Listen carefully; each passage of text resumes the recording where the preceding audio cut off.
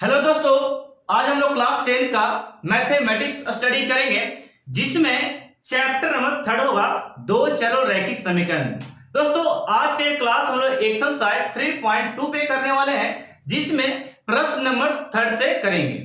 इसके पहले मैंने दो पार्ट ऑलरेडी बनाकर रखे हैं, उसे आप जाकर देख सकते हैं, जिसमें मैंने प्रश्न 1 के सारे क्वेश्चन और प्रश्न 2 के सारे क्वेश्चन को मैंने कर रखा है। आप लोग जरूर जाकर देखें। ये पार्ट 3 होगी, जिसमें हम लोग प्रश्न नंबर 3 से बहुत अच्छे कंसेप्ट के द्वारा संगत और असंगत की पहचान करेंगे दोस्तों। ओके, तो चलते वीडियो को स्टार्ट करते हैं। और स्टार्ट करने से पहले मेरे दोस्त, यदि आप लोग चैनल पर नए हैं, चैनल को लाइक, शेयर एंड सब्सक्राइब कर सकते हैं।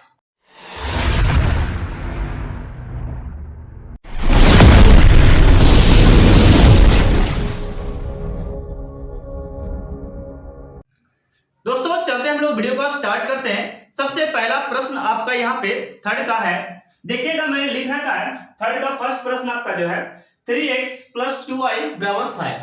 और यहाँ पे नेक्स्ट आपका इक्वेशन सेकंड आपका है 2x - 3y बराबर क्या है 7। तो दोस्तों चलते वीडियो को यहाँ पे शुरू करने वाले हैं हम लोग प्रश्न से, प्रश्न नंबर 1 से।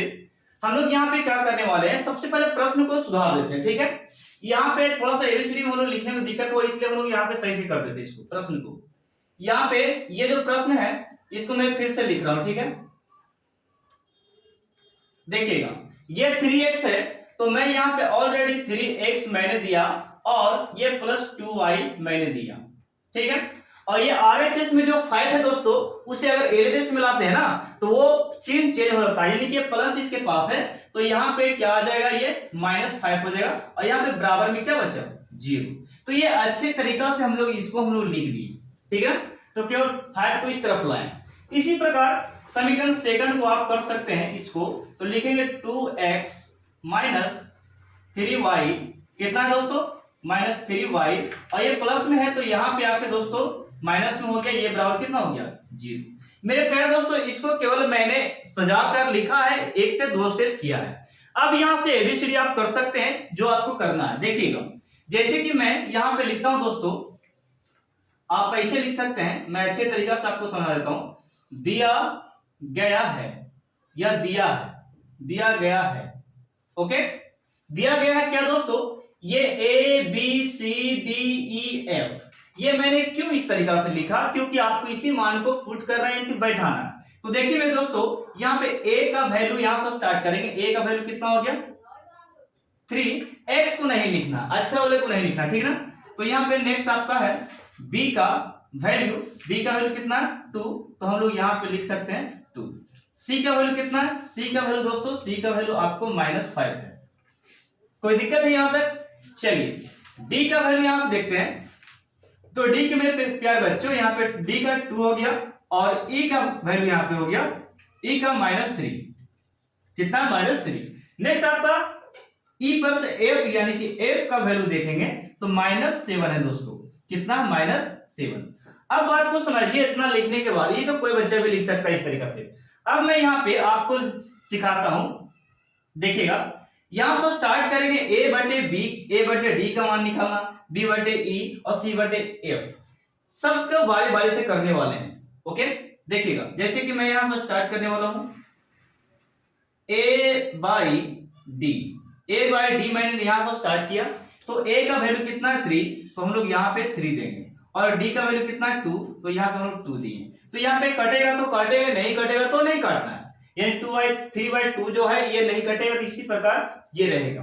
नेक्स्ट स्टेप में चलते हैं हम लोग यहाँ पे b/e को निकालने, तो लिखेंगे b/e, तो b/e हम लोग लिख दें। b का वैल्यू कितना है यहाँ पे 2 है, तो हम लोग यहाँ पे 2 बैठाएंगे, और इसका कितना है e का वैल्यू यहाँ पे 3, तो यहाँ पे 3 बैठाएंगे। दोस्तों यहाँ पे माइनस है, तो माइनस हर में नहीं रहता है, अंश में कर सकते हो ऊपर में, तो ये ऊपर में चला गया। अब यहाँ पे थोड़ा सा आपको मैं एक बात सिखाता हूं, शर्त ये कुछ इस प्रकार है, यदि ये दोनों, ये फर्स्ट वाला a/d और b/e बराबर हो जाता है, तब आगे स्टेप करना है किसको, c/f को आप कर सकते हैं, c/f को कर सकते हैं। और यदि बराबर नहीं आता है तो आप आगे नहीं बढ़िए, क्योंकि शर्त यहीं तक हद हो जाती है, समाप्त हो जाती है। ठीक है, यहां से एक नया शर्त बन जाता है, ये यदि दोनों बराबर नहीं हुआ तो, और बराबर हो गया तो आप आगे बढ़ सकते हैं, ठीक ना। तो बराबर नहीं हुआ दोस्तों, ए बाई डी और बी बाई ई बराबर नहीं हुआ, तो बराबर नहीं हुआ तो शर्त हम लोग लिख सकते हैं, तो यहां पे लिखेंगे शर्त के लिए, किसके लिए, शर्त के लिए, शर्त के लिए क्या लिखेगा वो जरा देख लो। शर्त के लिए लिख सकते हैं आप इस प्रकार कि सर मेरा A by D does not equal B by E, यानी कि ए बटा डी और बी बटा ई जो निकला बराबर नहीं है। इसका मतलब क्या होता है, बराबर नहीं। और जब बराबर नहीं होता इस प्रकार के, तो आप लिख सकते हैं दोस्तों कि ये जो समीकरण होगी, ये समीकरण होगी दोस्तों, ये समीकरण होगी, आपको समीकरण ही पूछा, समीकरण, ये समीकरण होगी आपका, समीकरण को आप बोलेगा संगत, क्या बोलेगा, संगत। ऐसे समीकरण को आप संगत बोलेगा, और इसी का दूसरा नाम है प्रतिच्छेदी। क्या हो, इसका आलेख होगा प्रतिच्छेदी। ओके, इसका आलेख कैसा होता है, प्रतिच्छेदी। अब ये हो गया संगत समीकरण। ओके, समझ गए संगत क्यों हो गया, ये शर्त है तो ये संगत लिखाएगा, ठीक है ना। तो मैं इसे स्क्रीनशॉट, आप लोग स्क्रीनशॉट लीजिए, सॉरी स्क्रीनशॉट लीजिए, मैं आपको सेकंड प्रश्न को समझाता हूं, ठीक है ना। स्क्रीनशॉट हो गया। चलिए प्रश्न नंबर 2 मैं चेक करता हूं, बहुत अच्छे तरीके से देखिएगा।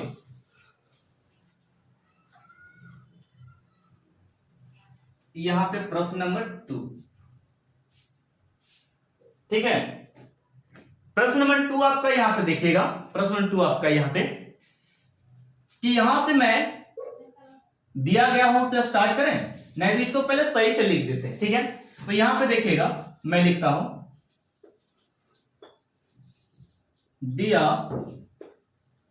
गया है, दिया क्या गया है, तो ए का वैल्यू आप लिख सकते हैं, ए का वैल्यू कितना है 2, और बी का वैल्यू कितना है, बी का वैल्यू दोस्तों -3 है। ओके, और ये जो 8 है ना प्लस में, तो RHS में LHS में इस तरफ आएगा ना, तो ये प्लस है तो यहाँ पे क्या होगा माइनस, यानी कि सी का वैल्यू हम लोग यहाँ पे लिख देंगे, सी का वैल्यू -8, ठीक है। डी से स्टार्ट करते हैं, तो डी का वैल्यू यहाँ पे कितना हो गया 4, और डी पर से ई होता है, ई का वैल्यू कितना हो गया -6, और यहाँ पे ये प्लस में इस तरफ है तो LHS में आएगा, यहाँ पे RHS LHS में आएगा, तो यहाँ पे एफ का वैल्यू आपका हो गया -9। कोई दिक्कत यहां तक नहीं है। चलिए आगे बढ़ते हैं, अब यहां से निकालना स्टार्ट करते हैं ए बाई डी, पहले ए बाई डी, तो ए बाई डी यानी कि निकालेंगे, तो ए का वैल्यू यहाँ पे 2 है, तो ऊपर में 2 दोस्तों, और डी का वैल्यू कितना 4, तो यहाँ पे 4 देंगे। कोई दिक्कत है, यहाँ पे काट सकते हैं आप, 2 दूनी कितना 4, यानी कि 1 बाई कितना हो गया 2। इसी प्रकार आप निकाल सकते हैं बी बाई ई को, तो यहां पे लिखेंगे बी बटे ई, बी बटे क्या लिखेंगे ई, बराबर में बी का वैल्यू कितना -3,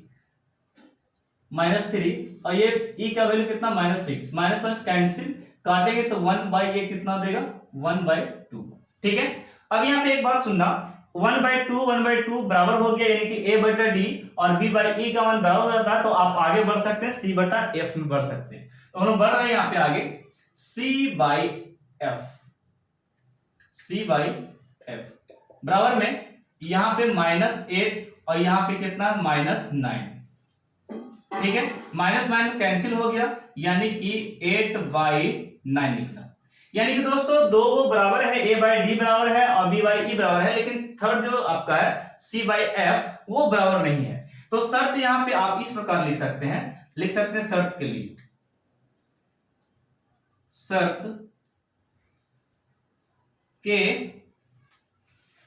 लिए, शर्त के लिए क्या होगा, ए बाई डी बराबर B by E does not equal C by F. तो दोस्तों ये मैंने क्यों लिखा वो मैं आपको बताता हूं, देखिएगा यहां पे बात कुछ ऐसा है कि ये जो है आपका ना, ये जो है यानी कि ए बाई डी और बी बाई ई बराबर हो गया था, तब हम सी बाई एफ को जब निकाले तो 8 बाई कितना आ गया 9, जो कि बराबर नहीं है। तो ये शर्त लिखा गया कि a बाई डी और b बाई ई बराबर दोनों था, बराबर कर दिए, और c बाई ए बराबर नहीं है, तो ये शर्त हो गया। जब ऐसा शर्त रहे तो आपका समीकरण होगा असंगत। क्या होगा? असंगत। यानी कि समीकरण लिखने वाले हैं, समीकरण जो आपका होगा असंगत। असंगत और संगत दोस्तों, असंगत जब समीकरण होगा तो इसका आलेख होगा समांतर। आलेख कैसा होगा?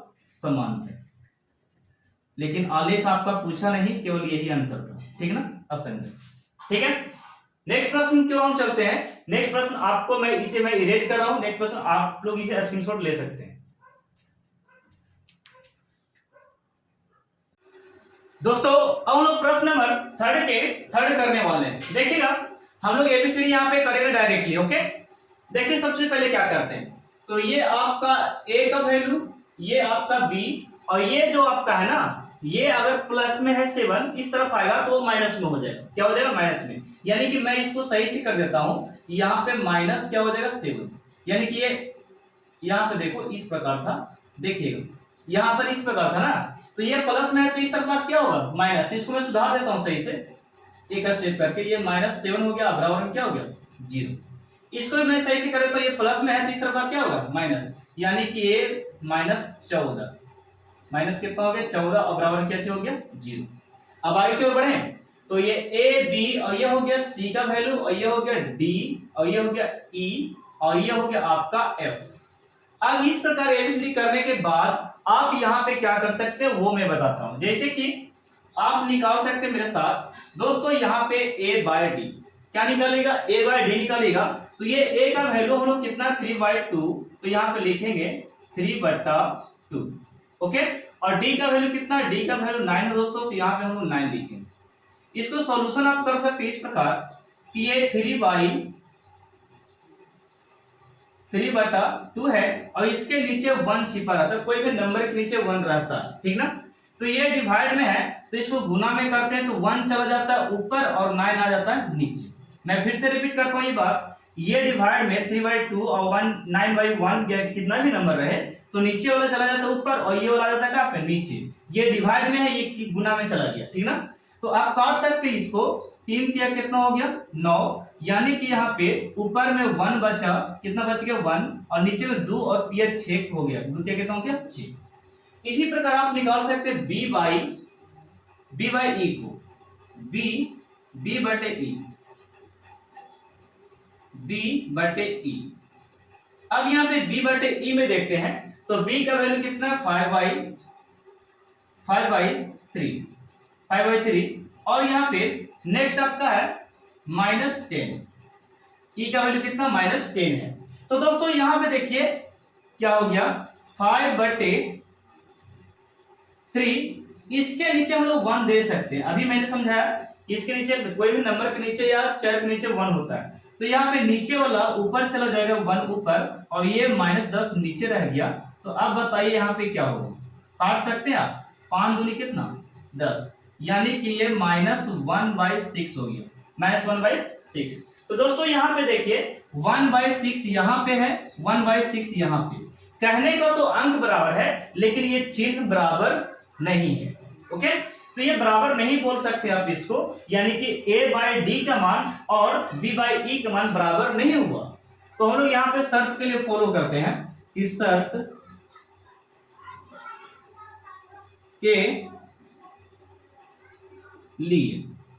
के लिए क्या हो जाएगा? तो शर्त के लिए फॉर्मूला होगा a बटे D does not equal b by E बराबर नहीं है। यानी कि ये बराबर नहीं है, प्लस में ये माइनस में आ गया तो बराबर नहीं हुआ। और बराबर जब नहीं हुआ तो इसका समीकरण आप लिख सकते हैं, समीकरण। तो इसका समीकरण होता है संगत। क्या लिखेंगे? संगत। और इसका आलेख होता है प्रतिच्छेदी। क्या होता है? प्रतिच्छेदी। ये भी आप लोग लिख सकते हैं, अन्यथा नहीं लिख सकते।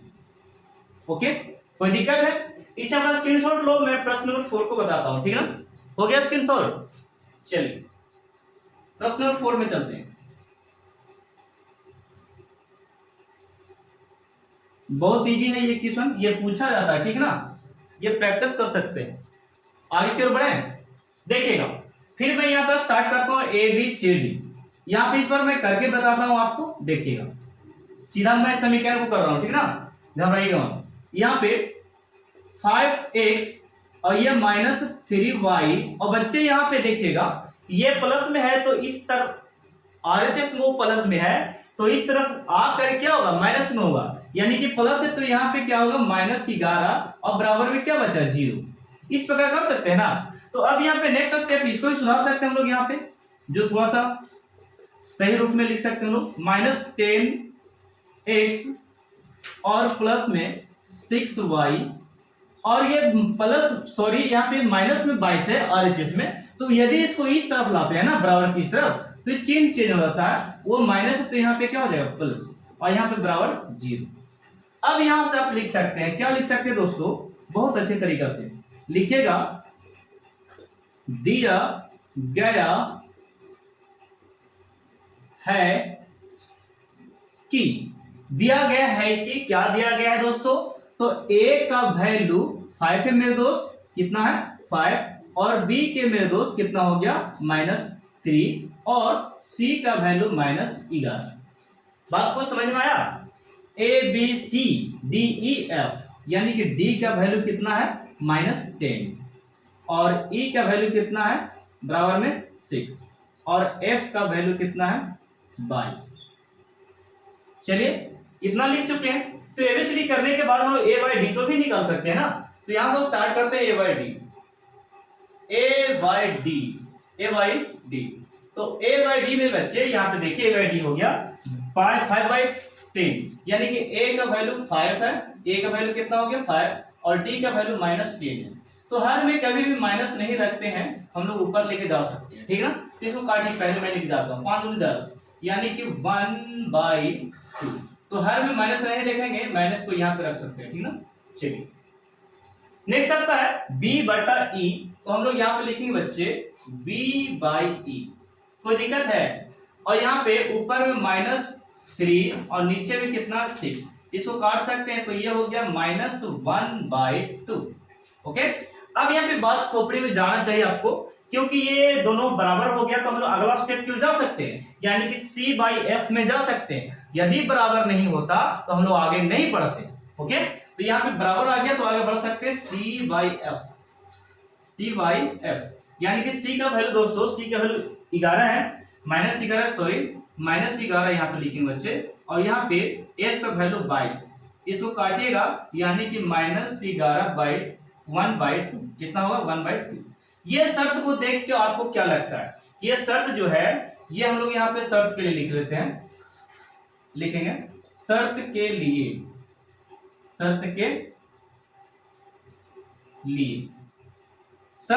क्या लिखेगा, तो शर्त के लिए लिख सकते हैं कि A/D बराबर B/E बराबर C/F। जब ऐसा स्थिति आ जाए, तीनों बराबर आ जाए, तो ये समीकरण जो आपका होगा, ये होगा समीकरण आपका संगत होगा। क्या होगा दोस्तों, समीकरण की बात करते हैं तो समीकरण मेरा हो जाएगा, समीकरण आपका हो जाएगा यहाँ पे संगत। क्या होगी, संगत होगी, याद रखिएगा संगत होगी। और संगत जब होगा तो इसका आलेख हम लोग जानते हैं कि इसका आलेख होता है समपाती। क्या होता है, समपाती। क्या होता है,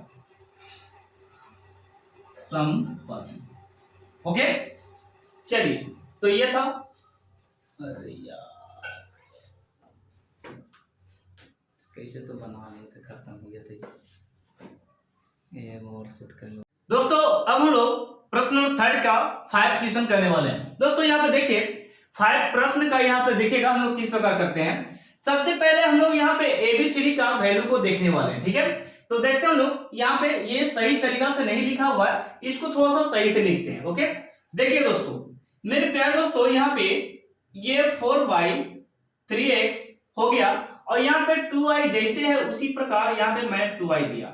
बात था ये अंक की, तो ये प्लस में RHS में है, यदि ये LHS में चलाता है ना तो ये हो जाता माइनस में, यानी कि ये हो गया -8 बराबर में कितना 0 बचा।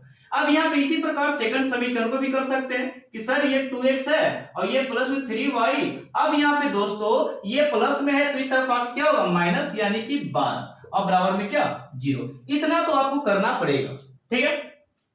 यहां से आप लिख सकते हैं दिया गया है, या मान लेते हैं ये वाला दिया गया है, ठीक है, दिया गया है। तो बच्चे क्या दिया गया है, ये a का वैल्यू है तो लिखेंगे a का वैल्यू 4/3 और ये b का वैल्यू है तो लिखेंगे b का वैल्यू 2 और c का वैल्यू कितना है तो c का वैल्यू -8 यानी कि c का वैल्यू -8 हो गया। बात समझ में आया।